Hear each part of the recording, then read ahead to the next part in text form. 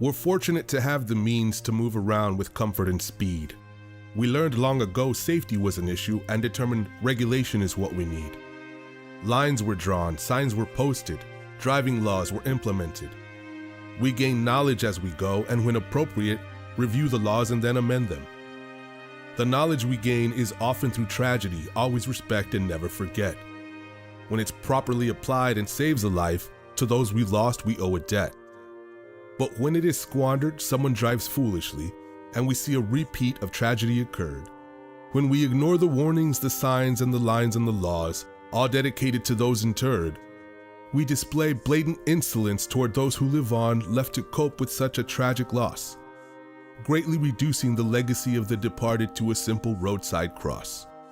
Show some respect, show some compassion. We're all trying to make our destination, and we would all like to end this ride still a member of the population.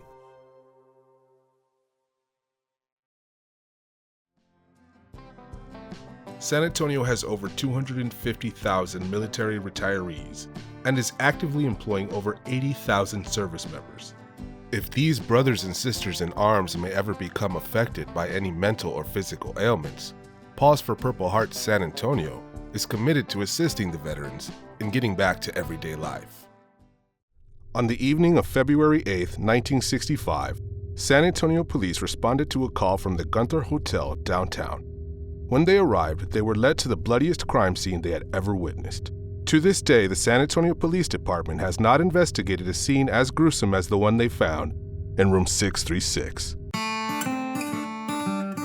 You're listening to Unsolved True Crime and Sexes. Police obtained a copy of the check that was used for the purchase. It belonged to a John J. McCarthy. At Shiloh's Deli, an employee confirmed that cheese was bought from them and also had a check that was signed by John J. McCarthy. Then the employee said to police, "The McCarthys are in here all the time, but that check wasn't signed by Mr. McCarthy. It was his stepson, Walter." She said, "I think his last name is Urich or something like that." This prompted detectives to reference the hot check database for any complaints about those particular checks. It paid off. As it turns out, Mrs. McCarthy filed a complaint against her son who had stolen several checks from her and her husband. Her son's name? Walter Emmerich. Police now knew who they were looking for.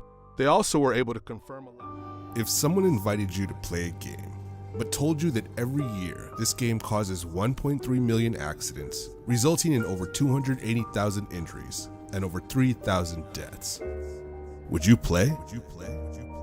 Cell phone use while driving causes nearly 1.3 million accidents, over 280,000 injuries, and over 3,000 deaths per year. So if we know this, why are you still playing this game? Put your phone away when you drive. Brought to you as a public service message by Driving in SATX. It is clear that many people are not aware of how the passing lane works. We've seen it again and again. And despite all the videos showing losers camping in the passing lane, there are still drivers who are just plain stupid about it. Like this driver here, who thinks as soon as they get on, they need to jump all the way over to the left lane. That's not at all what a passing lane is for. But when this guy does it, it shows he has no clue what he's doing, because the passing lane was a hurry up and wait line, and this clown hurried up just to get in the line and wait. It has Chip dominating the shot, in some moments even completely blocking out Steven. And when we do see Steven, he isn't in focus. This is a really nice rack focus here to show how Chip struggles with his lisp and how it affects him, which is actually a plant for later in the movie. Which is why we see the rack focus back to Steven, who is aware of it, and how it seemed to destroy Chip's confidence momentarily. I believe this is Okay, so this is the turn lane. And this, of course, is one of SA's finest in the turn lane. Now, I would imagine that the good officer would be in this turn lane because he's planning on turning. Wouldn't you say so, my friend? Yes, I would certainly be anticipating a turn here. Now, it is required when turning to use a proper signal to indicate that you're turning.